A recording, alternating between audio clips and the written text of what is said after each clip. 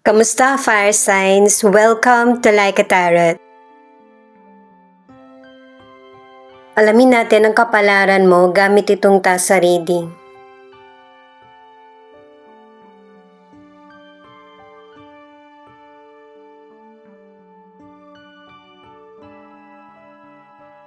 Itong tasa reading mo pinapakita na meron kang yung bang hinahabol na pangarap. O kaya matupad mo itong pangarap na ito. Pwedeng patungkol to sa pag-aaral, sa trabaho mo, o kaya sa negosyo na may magandang resulta, magandang kita.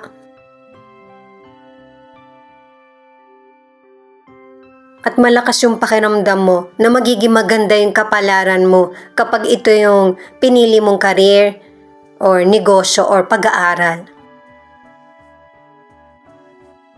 Posibleng may ilang fire sign na yung taong nasa isip mo or maybe ikaw ito na may letrang R. Pero hindi lang naman yan yung pinapahiwatig, kundi merong kagaanan ng loob na darating sa buhay mo or makakaramdam ka nito. Kaya kung may mga fire signs na nai-stress ka na sa trabaho mo or parang walang progress yung buhay mo, konting pasensya pa at saka pagsusumikap kasi darating sa buhay mo yung swerte na matagal mo nang hinihintay. Pero sa future pa ito. Makinig ka sa mga inspirational stories kung paano nila nakamit yung tagumpay. Kasi wala naman talagang madali para sa ating lahat. Ilang fire signs na ang trabaho mo ay yung nag-export or import o kaya meron kang item na dala na inililipat mo. O kaya ay inihahatid. Ito naman ay sobrang positive na sign. Kasi sinisigurado mo na natapos mo yung mga gawain mo at saka goals. Ito rin yung magiging daan para maging posible ang lahat sa iyo na maging stable yung pamumuhay mo. At saka payo din sa iyo na huwag mong hayaan na maging merong pending na sitwasyon sa buhay mo o kaya sa relasyon mo sa kapwa mo. Posibleng may loved one or person mo or kaibigan mo na matampuhin na kailangan ng enlightenment. Ma-handle mo ito ng maayos. Paalala din ito na merong person na hindi totoo sa iyo, pwedeng family member or kaibigan mo. Ang ilan sa inyo kakilala mo. Nag-o-offer siya ng tulong o kaya nakikipagkwentuhan sa iyo na gusto lang niya malaman kung ano na yung latest sa iyo na para hindi ka makausad, mahadlangan niya agad or may masabi siya sa iyong negatibo na hindi mo ipagpatuloy kung ano yung gusto mong mangyari sa buhay mo. Ano man yung opinion ng iba, yung sarili mong desisyon at diskarte ang kailangan manatili. Huwag kang mawalan ng gana sa maririnig mo kasi mas marami pang magandang pagkakataon para sa iyo. Alam nung person na magaling kang dumiskarte, mahaba yung pasensya mo, at saka may mga magandang pagkakataon na dumarating sa iyo. Nakakabalita siya. Katulad nito, kung hindi maganda yung karir mo, negosyo mo, or kahit yung kalusugan mo, gagawa ng paraan ng universe na para makaalis ka sa yung nagpapahinto sa buhay mo or sitwasyon. Hayaan mo lang yung mga naiinggit, yung ibang taong kumukontra sa iyo, lumalapit lang pagka kailangan ka. Kasi yung para sa iyo na chances ay nakatadhana na, nakalaan na para sa iyo na kailangan na ngayong mangyari. Maraming paraan na ibibigay sa iyo ang universe na ikakasaya mo. At saka, ang nagiging dahilan kung bakit may mga kumukontra sa iyo o mahirap na maintindihan na person kasi masyadong open yung buhay mo sa kapwa mo. May mga ilang fire sign na hindi mo talaga to maiwasan kahit sabihin pa sa iyo. Kung may mga sitwasyon na ayaw mo nang baguhin, nasa sa iyo yan. Pero pinag-iingat ka ng tasa para sa ikakabuti mo din. Para iwas na rin sa maling akala ng iba. Para sa mga bagong viewers, ang reading na ito ay timeless reading. General reading. Ano man ang edad mo, gender mo, guide reading lamang ito. Hindi rin magre-resonate sa lahat, kaya kunin mo lang ang akma sa sitwasyon mo. Ikaw na magpalit kung si person mo ito o ikaw.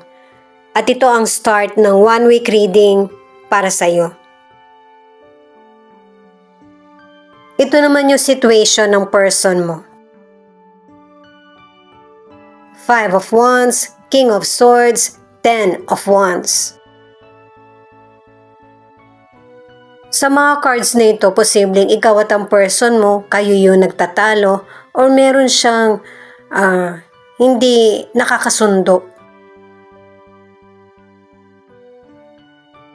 Inuubos ng person na ito yung pasensya ng person mo, pero ang gusto pa rin niya, yung makatwiran na solusyon.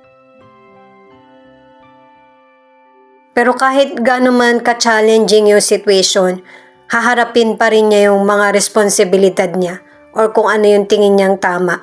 Malapit na ito mangyari, yung matapos yung problems niya. Pinapakita niya or sinasabi niya na okay lang siya pero stress na yung person mo. Ang nangunguna sa 12 zodiac sign na pinapakita sa card na ito ay Sagittarius, Libra, Leo. Para sa career or negosyo, kung meron mang pagtatalo, ipakita yung pagiging professional para irespeto ka ng kapwa mo. Na para rin wala kang maiwan na negatibong imahe. At saka sa career or negosyo, dahil sa sobrang busy mo, gusto mo rin makapagpahinga. Sa trabaho mo, posible na ito yung hingin mo, yung holiday. Ang ilang fire signs, nagtatalo kayo ng person mo sa financial kasi nagagastos sa hindi naman kailangan o kaya nagkakaroon ng kakulangan. Ang advice din ay huwag mag-invest kung hindi mo alam yung papasukin mo at saka para hindi madagdagan yung mga nahiram mong financial.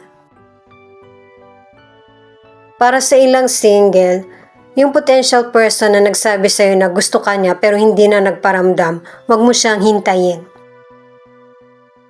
Kapag ka gusto ka ng person, siya yung magbibigay ng oras sa iyo. Para sa ilan na nasa relationship, yung person mo, kahit na busy siya or nagtatalo kayo, marami siyang plano para sa relasyon niyo. Ito pa yung ibang detalye patungkol sa situation mo. Posibleng yung person mo, meron siyang kulot na buhok or kinukulot niya yung buhok niya. Magaling din siyang mag-makeup kung ano man yung gender niya. At saka meron siyang palatandaan sa muka, sa braso or kamay o kaya sa paa. Ang ilan sa inyo katamtaman lang yung skin tone ng person mo. Pwedeng ikaw ito o yung person mo na meron kang tinutulungan na kapamilya mo. Pero yung kita ng ilan sa inyo sumasapat sa mga pangangailangan mo or pangangailangan ng family mo. At pinapayuhan ka ng mga cards na yung kita mo pahalagahan mo. Hindi pwedeng lahat ibibigay mo dun sa person. Kapamilya mo man siya or hindi. Kailangan mas malaki yung natitira sa iyo. Kung ano man yung kakulangan sa buhay niya, siya yung pumuno. Kasi ang ilang fire sign, maling tao yung natutulungan mo. Yung akala mo walang-wala pero merong magagawa. At saka pagdating sa financial, sa pinaghirapan mo, isip ang gamitin mo, hindi yung emosyon. Lalo na't ang ilan sa inyo, pinaplano mo yung future mo para sa family nyo or sa anak nyo, sa relasyon. Hindi masamang tumulong at saka maganda yung nagtutulungan din kasi hindi lahat cargo mo. Nagtutuloy-tuloy lang guys na merong ilang single na may kaya ka talaga sa buhay kaya ganun na lang din yung pagtulong mo sa kapwa mo at saka pangunawa pero nasusobrahan. Lalo na't hindi mo naman to person, nililigawan mo pa lang. Kung ano yung makakaya mong ibigay na hindi niya kailangan na ibalik, yun yung ibigay mo. Para hindi na kailangan maghabulan sa korte or magsampa ng kaso. Pero may ilan din na nasa relationship or hindi man kayo magkarelasyon. Kailangan mong tulungan yung person kasi meron kang responsibilidad. Para yan sa single or nasa relationship na nagkaroon ng anak or biglaan na nagkaroon kayo ng baby ng person. At kung walang tulungan na nagaganap, meron talagang person na maghahabol para mapunan yung kailangan na tinatakasan or binabaliwala. At para sa ilan, medyo matatagalan tong hinahabol mo. Pero may ilan sa relationship or single, maayos yung connection nyo ng person. Ang ilan sa relationship, yung bang may katibayan na kayong dalawa ng person mo yung magkarelasyon, kumbaga nagpakasal. May ilang single na yung person na karelasyon mo may kaya. Kahit na may kaya yung person, ikakasal kayo ng simple. Positive itong final card mo. Kasi pumapabor sa iyo yung kapalaran sa career, sa negosyo, o kahit sa pag-aaral. Posibleng ang trabaho mo or maging trabaho ay yung lumilipat ng lugar. At saka posible din na may mga fire sign na magta-travel ka or trip. Posible sa mainit na lugar ito at saka maliwanag ka pang darating doon sa lugar. Marami kang madidiskubre sa lugar na mapupuntahan mo. At saka paalala na rin yung card na yan na huwag ka nang bumalik pa sa kung ano man yung nangyaring negatibo sa nakaraan. Kasi meron ng malaking movement or malaking pagbabago sa buhay mo. Kaya ka inaalis sa situation kasi mas maganda yung bago, may improvement at mas magiging masaya ang buhay mo. Itong Queen of Swords ay sumasakto sa reading natin ngayon. Kasi mas pinoprotektahan mo yung sarili mo sa mga taong hindi ka pinapahalagahan. Sinusuri mong maigi yung relasyon mo sa kapwa mo. Hindi mo na binibigyan ng atensyon yung mga taong hindi nagpapahalaga sa iyo.